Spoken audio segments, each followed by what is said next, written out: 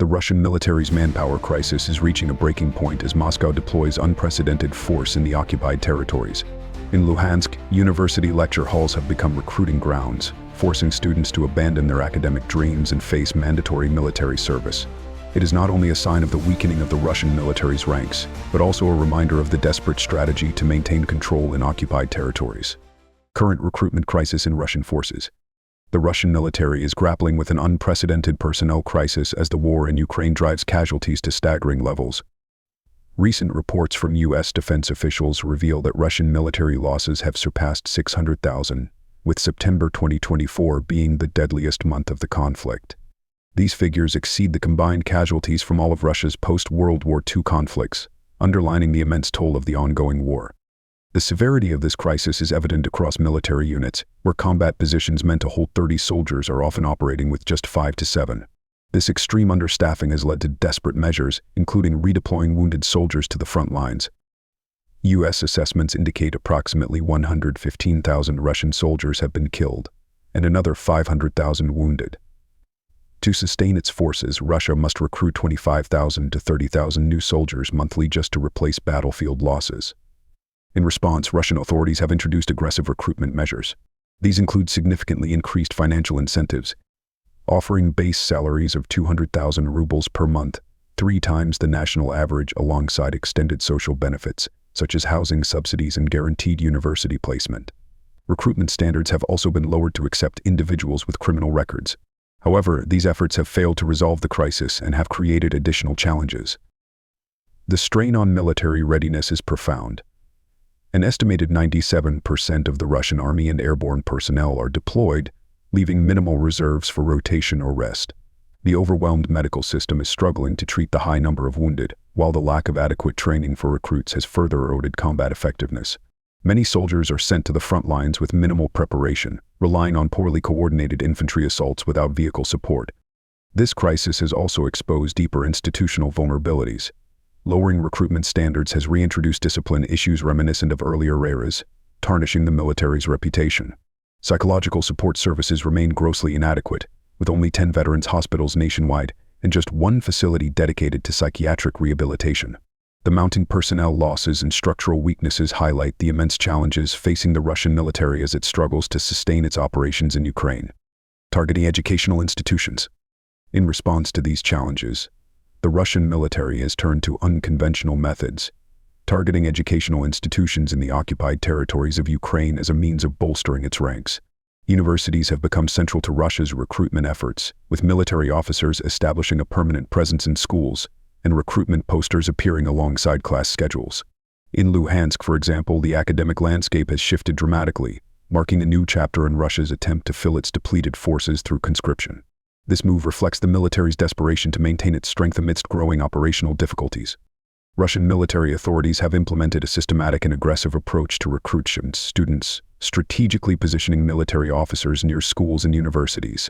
During breaks, these officers engage in casual conversations with students, subtly promoting military service as a beneficial option. This recruitment drive extends beyond universities, targeting high school students as young as 16 or 17, tapping into a new generation of potential soldiers.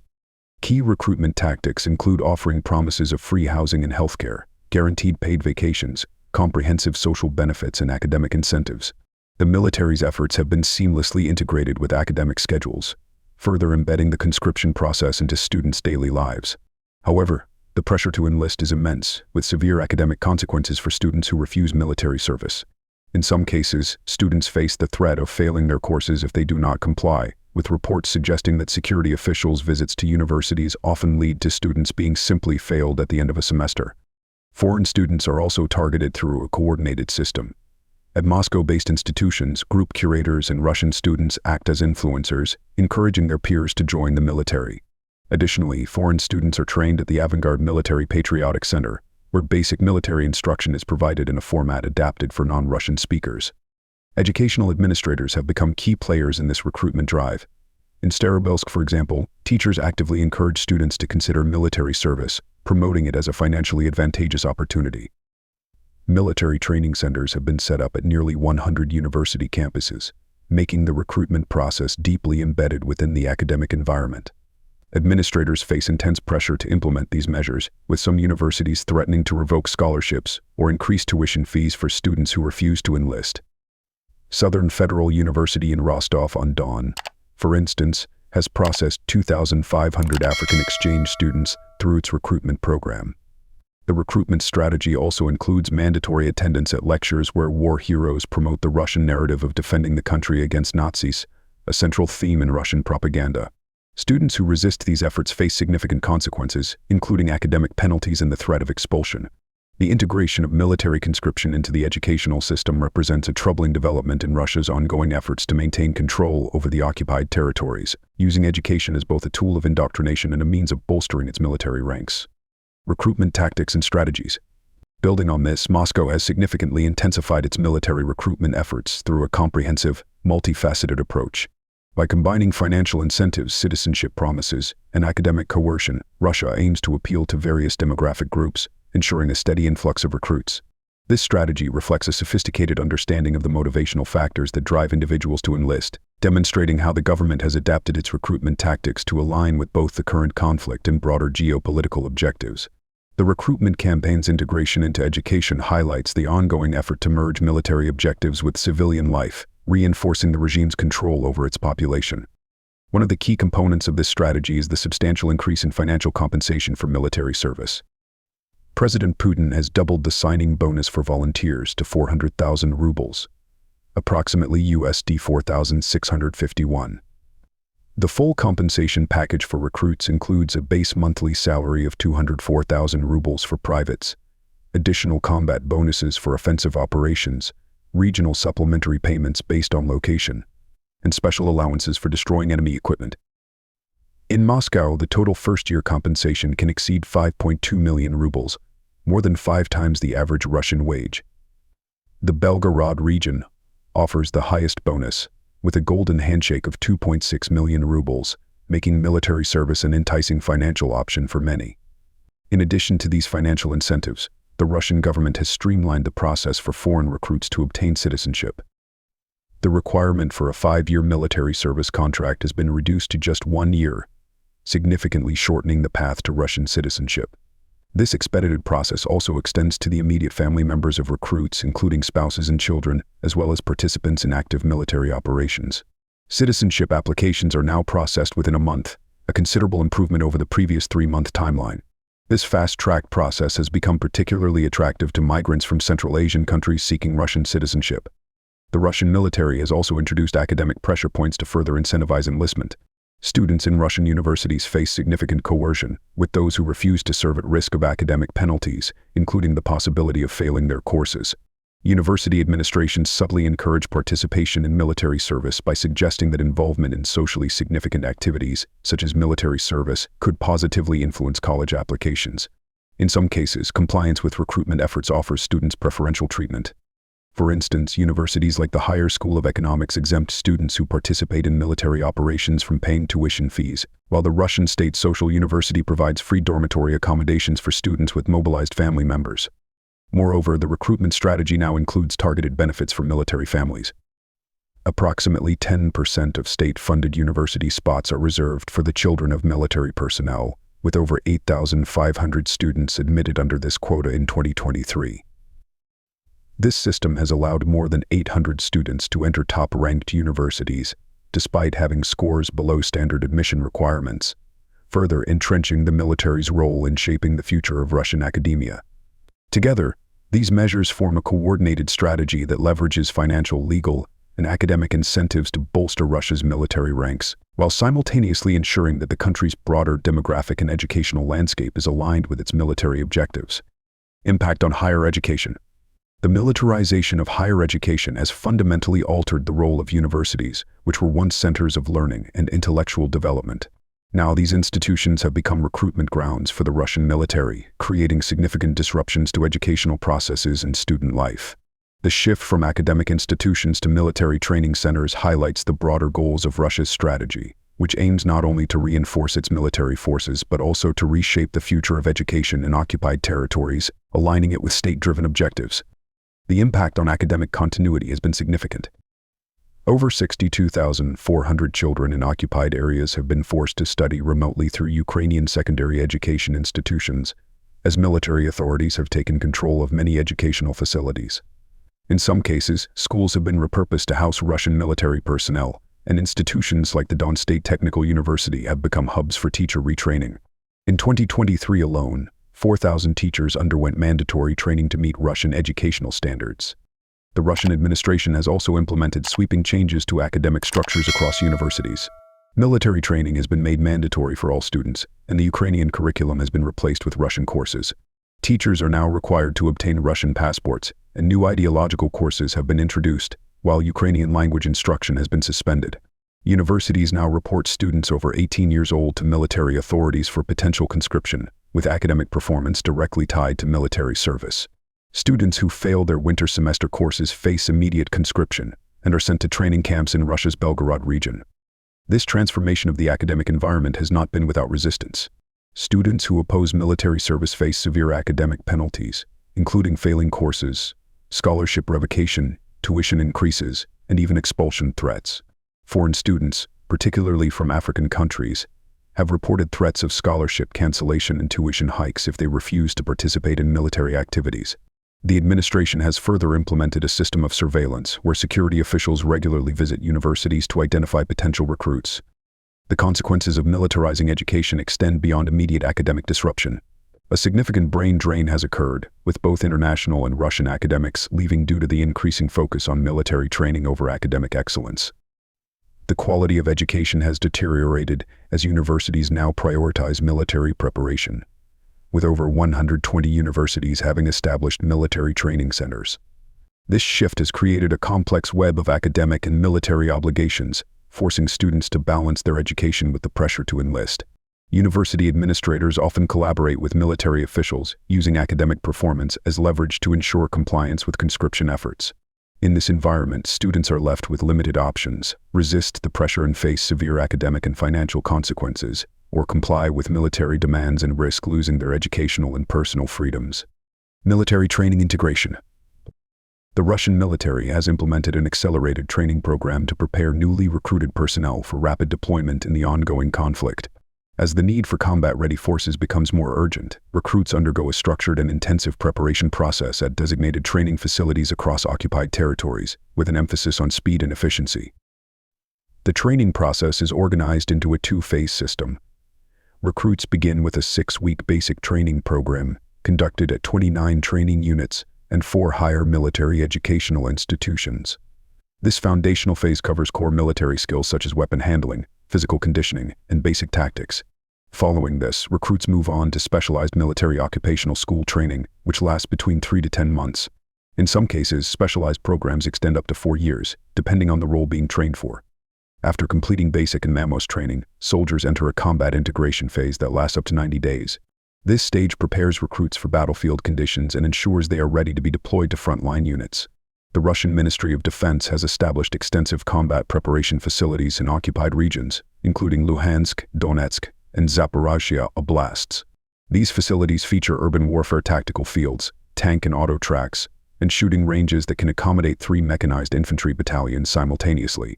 Additionally, these grounds can host between 3,000 and 4,000 personnel for concurrent training sessions.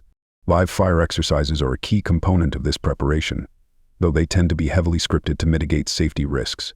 Despite the extensive infrastructure, the quality of training varies significantly between units. High turnover rates within the military have led to the need for constant rebuilding of combat units, which can disrupt the continuity and depth of training. Furthermore, the pressure to deploy reinforcements has forced the military to shorten training periods, with some recruits receiving minimal preparation before being sent into combat. Typically, there is a maximum 90-day training period before deployment, with recruits being evaluated every 3 weeks to determine if they meet the necessary standards for combat readiness. The training timeline has been further complicated by the integration of educational institutions into the military pipeline. In occupied Luhansk, for instance, military authorities have replaced traditional school holidays with young soldier courses for 8th and 10th grade students. This integration of military training into the education system extends to higher education, with approximately 100 university campuses now hosting military training centers. The high turnover rate of conscript and contract soldiers has significantly impacted the quality of training. Unit commanders are now focused primarily on basic recruit training, leaving little room for advanced skills development for long-term contract soldiers. This shift in focus has contributed to tactical and operational failures during the conflict, highlighting the challenges facing the Russian military as it attempts to maintain an effective fighting force in Ukraine. Legal framework and violations. The systematic recruitment of civilians in the occupied Ukrainian territories under Russian control represents a clear violation of international humanitarian law. The Fourth Geneva Convention prohibits occupying powers from forcing protected persons to serve in armed or auxiliary forces, a provision that Russia's actions have directly contravened. International humanitarian law offers robust protections for civilians living under occupation, particularly in terms of recruitment. It prohibits any pressure or propaganda aimed at securing voluntary enlistment and safeguards against discrimination based on nationality or political opinion. Furthermore, the convention bans mass forcible transfers and deportations, while providing strong protections for educational institutions and civilian infrastructure. Russian authorities' recruitment practices are in direct violation of Article 51 of the Geneva Convention, which qualifies such actions as a grave breach. This designation compels all signatories to the treaty to prosecute these violations under universal jurisdiction, irrespective of where the crimes occur. In occupied regions like Luhansk, Russian occupation authorities have introduced regulations that contradict international law by imposing recruitment quotas on universities. These quotas mandate that specific numbers of students be recruited for military service, integrating military conscription into academic structures. Academic institutions have been manipulated, with reports of grade manipulation and threats of scholarship revocation for students who resist recruitment. Furthermore, some students face mandatory military training as part of their educational program, and legal maneuvers such as forced citizenship changes have been used to further cement the hold of occupation forces over local populations. Human rights violations related to recruitment practices are well documented. The United Nations Human Rights Monitoring Mission has reported widespread abuses in occupied territories, including closed-door trials by military tribunals where confessions are often coerced. The judicial system in these regions lacks independence, with judges, prosecutors, and defense attorneys operating under political directives from Russian authorities.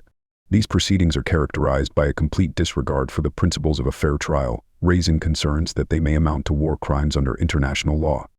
Additionally, Russian occupation forces have implemented filtration operations, sometimes involving forced labor. These operations target individuals, particularly young men of military age, and have been linked to the mass detention of civilians, some of whom are subjected to forced labor. The UN Working Group on Enforced or Involuntary Disappearances has reported over 1,700 unresolved cases of enforced disappearances, many of which coincide with the ongoing recruitment efforts. The establishment of a parallel legal system in occupied territories has exacerbated these violations. Russian courts continue to sentence civilians for conflict-related offenses in trials that do not meet international fair trial standards. Legal experts contend that these actions violate fundamental human rights protections and may constitute war crimes under international law. The ongoing recruitment efforts in occupied Ukrainian territories, combined with the broader human rights abuses, highlight the severity of Russia's violations of international law and underscore the urgent need for international accountability.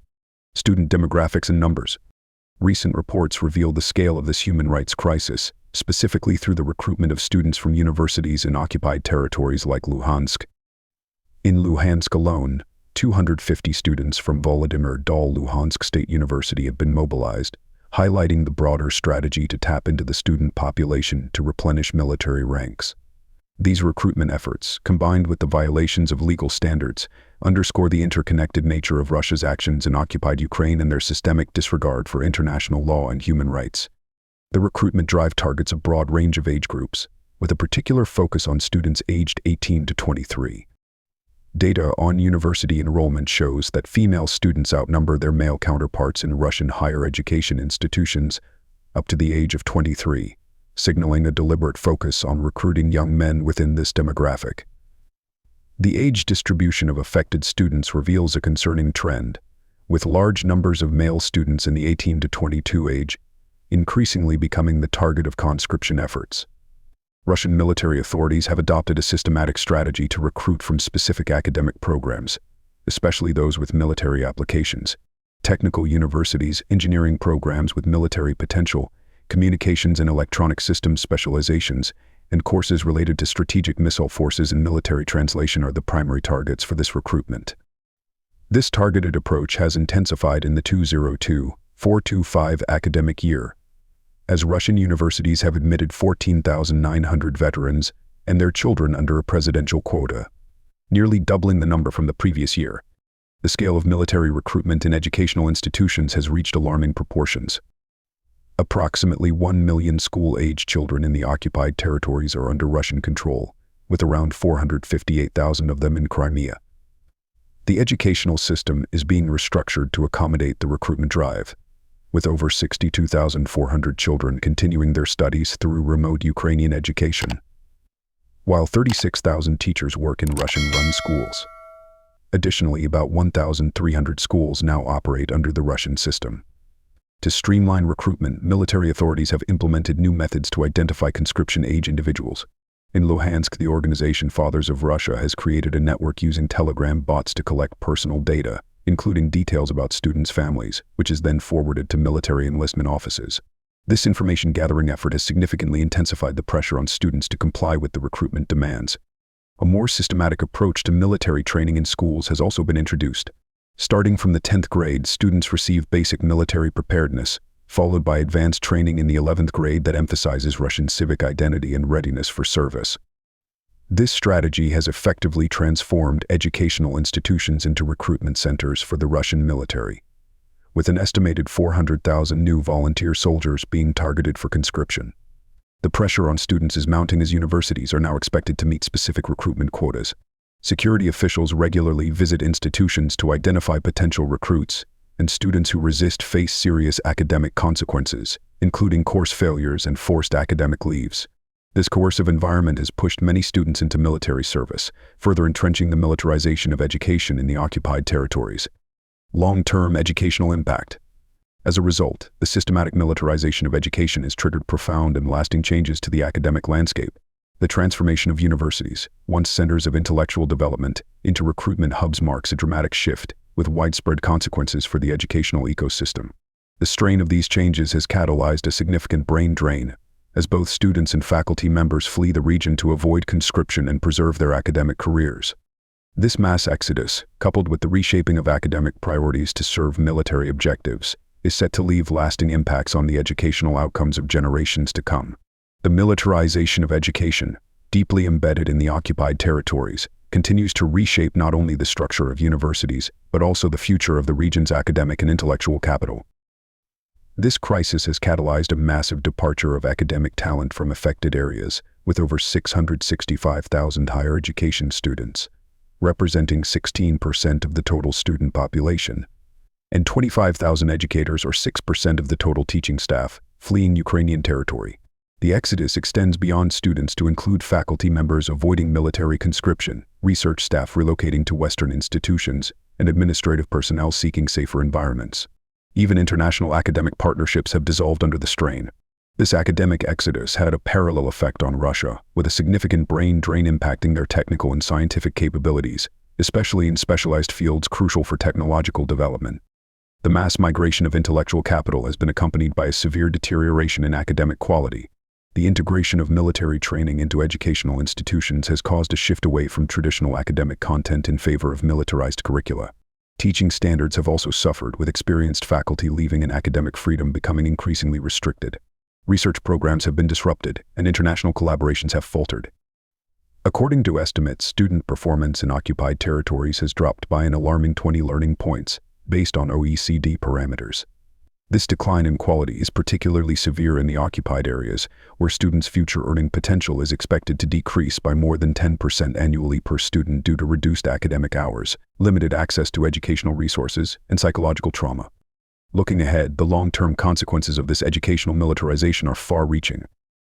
Russian authorities have significantly increased funding for patriotic education, from USD 70 million in 2022 to USD 430 million in 2023.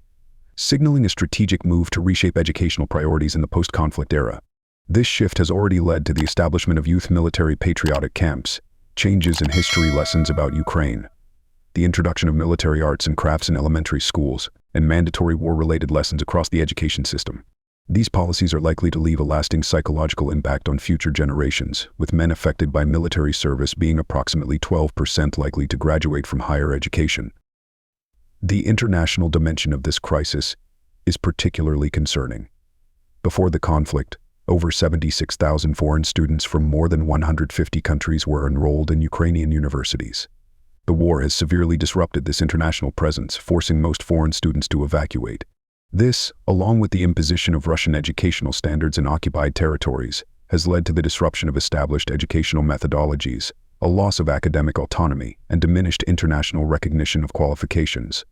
Specialized fields, particularly medical education, have been hit hardest. Thousands of international medical students have been displaced, becoming refugees seeking refuge in Western Europe or their home countries. The future of these students is uncertain, as is their ability to complete their studies while grappling with the trauma of the conflict. This disruption has exacerbated shortages in skilled labor and significantly slowed the pace of academic innovation in the region. Furthermore, the radical undoing of internationalization, combined with budget cuts in higher education and research, has stunted the growth of critical academic networks and hindered progress in many fields. The full impact of the militarization of education will be felt for decades, as the region grapples with the long-term consequences of both the ongoing conflict and the systematic erosion of its academic institutions. The loss of intellectual capital, disruption of education, and psychological trauma faced by students and educators will leave scars that are difficult to heal.